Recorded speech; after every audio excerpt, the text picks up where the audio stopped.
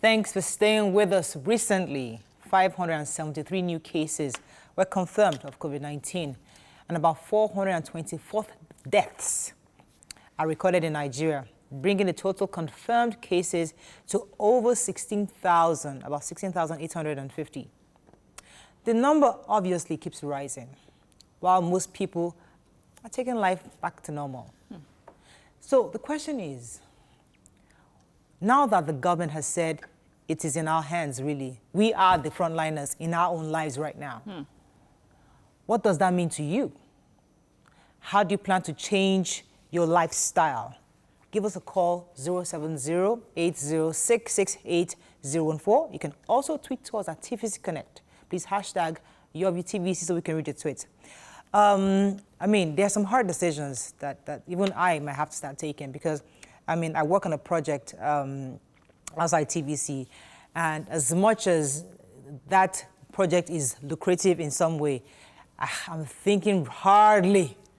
I'm thinking hard, actually, of maybe just taking a second step, you know, taking a back step, because I don't want to be going out anymore. I really don't want to. After your view, I want to just go back to my house and stay there. But we must begin to reevaluate what we do daily and really assess, do I need to go out?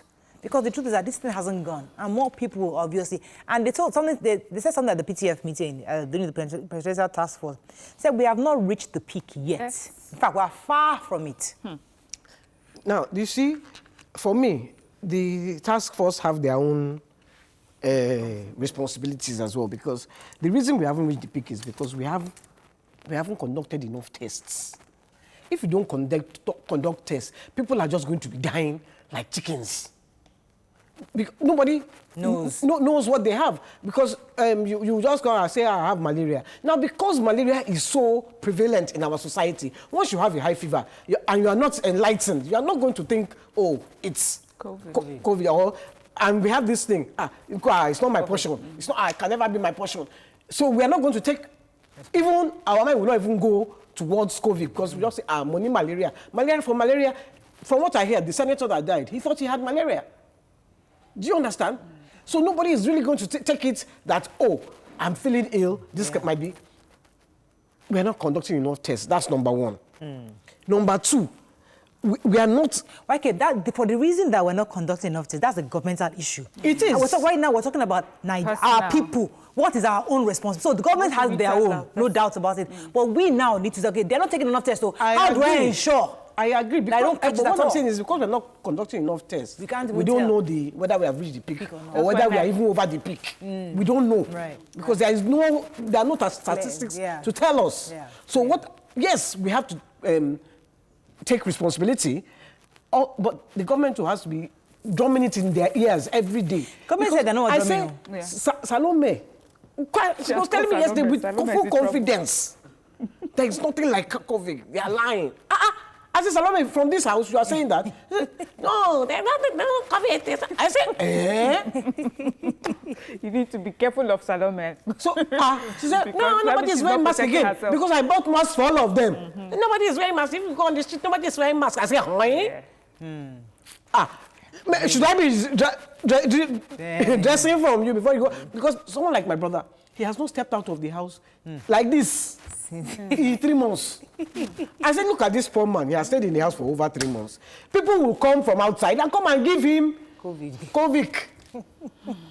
Because this thing is not nobody is taking it seriously. And we need to take it seriously. I said you hear of 10 days, 8. And there are no statistics. We don't even know for a fact. We don't know. Yes, and you know what, Waiki, what makes it even more, what makes it harder for Nigerians to believe, like the average Nigerian on the street, is if you're not testing enough and you're not giving enough information because from the testing, and when someone passes, we do not tell the true situation of what happened to the person. We're hiding it. Oh, it was actually malaria. No, the person had things like that. So when people know, okay, see, we have tested your community. House 1, 2, 3, 4 we have tenants that have COVID. House 2, 3 deaths in these houses died from COVID. people will be more aware because now you can point at your neighbor and you know, okay, so this is happening. What's the stigma? I love what you have just said. What is the stigma? Who brings stigma? I mean, stigma is not something that just flies from above and just lands on you. Yeah. It's how you talk about it. Yes. So if someone talks to you in a way about it, you shut the person up. Right. I'm telling you about it so that you can protect yourself. What stigma? You know, Where I love what she just said. You know why I love what she just said? Because one of the arguments Salome gave me yesterday was, if it's true that there is COVID, why are they not showing us people that have it? So people don't believe because we're not saying people that have it. And it's those graphic images that we saw internationally that even made us here in Africa to understand what's going on. We saw it in China, we saw it in Spain, we saw it in Italy, we saw it in America, we saw it even in the UK, where we actually seen hospitals. And I know somebody, Waike, somebody that we all know. You probably know this person was sick, close to death. He was on 2 ventilators. Thank God he's been discharged on this COVID matter. Somebody that you and I well know, he was sick. He just disappeared for 2-3 weeks. I just spoke to him 2 days ago. He said, Mariah, I was using 2 ventilators. I almost died. But we will never speak. Now, imagine now, if we had videos or showing that people are actually sick in the hospitals, maybe Nigerians would get the message because they don't know these things. And we're hiding. Many of them are politicians, they are leaders. They want to hide it. Let everybody know that I have COVID. And it's unfortunate. We stigmatize everything in this Nigeria. Everything. You are raped, you're stigmatized. You are tall, you're stigmatized. Yes. You are short, you're stigmatized. You are a woman, every stigma. And you have COVID, you are stigmatized. You have gray hair, you are stigmatized. Everything is stigmatization. They should stop it. We should stop it and look, we should smell the coffee. Let me take this call. Antonia, are you there? Thanks for calling. Good morning. Morning. Morning. Quick one on the COVID issue. I think we locked down too early. And I think we did not assess the situation properly before locking down. The things that work in developed countries, social distancing, won't work here in Nigeria.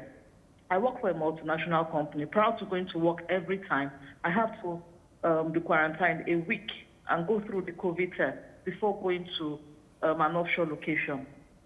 That is the process we have to go through every time. Now, in the developed world, you have proper town planning. We don't have town planning there. Your neighbor's house and your house might just be in the same premise. Your children would mix up with their children. It's difficult to say, okay, Antonia, when you say we closed down so early, I mean, these are Nigerians. Some people are saying that, but if we did not close down the time we closed down, is the same Nigerians who say we didn't close down? So I think the government made the best decision based on what they had at the time, don't you think? Well, it might have been the best decision at that time, right. But we need to reassess the situation to say that did we close down on time or we did not close down on time. What I would have suggested is that we look at what works for us as Nigerians, not what would work for the US and what would work for other people. This is Nigeria. Let's look at our situation. The situation is peculiar. How does this work for us? We are reopening churches. We want to reopen schools. Are we ready for that? I don't think we are. Thank you so much, Antonia, for your comments. I know the NCDC boss did say that, listen, we are taking any suggestions. Tell us, give us ideas, because we are all in this Nigeria together. I know as much. Your pastor said... RCCG. Yes, your guy at the top said, if he were you, he will not go to church. If him, as the RCCG boss, 65 and above, can say, my own family is not going to church.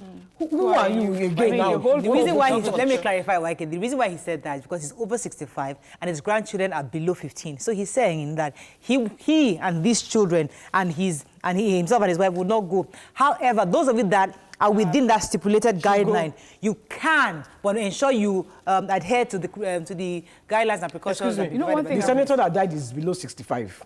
He's 64. All these people that you are hearing, not all of them are above 65. Yeah.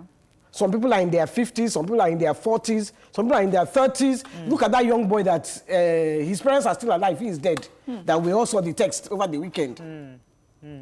These are people, young people. And that story was a sad story. The mother was a medical doctor, the father was something. He was a medical student, and he was 24, and he died. Let me take this call from Badru. Good morning, are you there? Oh, I'm sorry we lost that call. Yeah, so just in response to Antonia, I know that a lot of times, especially with COVID, we need to also remember that this is something that we're dealing with for the very first time, sort of. The whole world, not just you. Yes, the world is dealing with for the first time. And and the government at the time of lockdown was trying to do their best for us at that time. You know, when we say we locked down too early, for me, I don't think so. I just feel that we did not plan after lockdown. That is what I think our problem was. I felt that you should have locked us down and then be doing things to put things in place so that when people now have to move in, you know, have to go back into society and start living normally. There was no post-lockdown strategy. Yes, there was no strategy post-lockdown. So I think Nima posted a picture of a mosque and they had put on like plastic rolls in the mosque. You know, things like that. Okay, churches, before you open, these are the things you should put. My children, the other day I came home, they were telling me that, Mommy, schools in Japan are open. They have plastic cubicles that the children would all sit in their plastic cubicles. I mean, those are things that we should have planned to do so that when it's time to come out, then even everybody will be aware that this is so serious for government to have taken this step. So I feel that that is where we have fallen. Let me take this call from Juliet. Good morning, Juliet. Are you there? Yeah, Morayo. Thanks I'm for calling. a first-time caller. Welcome to the show. Yeah, I love what you guys are doing. Thank you. Miriam, Auntie Kemi, Yeni Rada. How you guys doing? We're good. Yeah, actually, concerning the topic we're talking about now, the increase of COVID-19 cases in Nigeria, I want to suggest that the government should be able to show us. They should show us what is happening because just like what Morayo said, in Europe, in abroad, we saw what is happening. That was why we actually believe that COVID-19 is real. So please, I'm asking the government to show us what is happening. Let's see so we can believe. Like in Kano here, people don't believe it. When you ask them, they tell you that it is dead, it's not existing. You know, the Northerners here, they don't believe it. So I'm not based here. I actually came here. I'm based in Lagos. I actually came here to stay with my sister. So what I'm saying is they should show us what is happening. Let's believe it. Let people be careful. All right. Let them show us people that have where they are burying. Thank you, Juliet. Let them. Point taken. Right, you don't say something before Juliet's call came in. No, I was going to talk about the what Marian said about when we locked down, which I totally agree with you. If when you locked down, you took steps to open, but okay, you own a bar, okay, this is what you will do before you can open. And that 1 month we were locked down, we did that. We just locked down, everyone was sitting around doing like this. We didn't know. So, and when they just released us like this, everybody was like, hey, praise God. Yes. Exactly. I've been freed from prison. Exactly. There were no measures taken. We just locked down because Oyibo people locked down. We still locked down. But we have forgotten that Oyibo people, they locked down for they are used to it. That's their life. They don't go visiting. It's not like a party. When you go to party, you are more than 100. That party is... in a party, you go to a party, is 100 people in Nigeria. That party did not rock at all. Nobody likes you. It's true. Nobody likes you. I wanted to just add one thing. I know that government is saying that we are now the frontliners.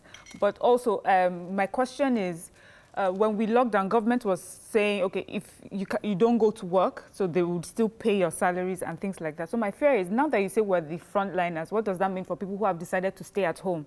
Would they be paid salaries because they don't see, you know, they'll be opening themselves to risk if they go back to work. So those are the things we have to run off. Let me just say a couple of tweets. Yes.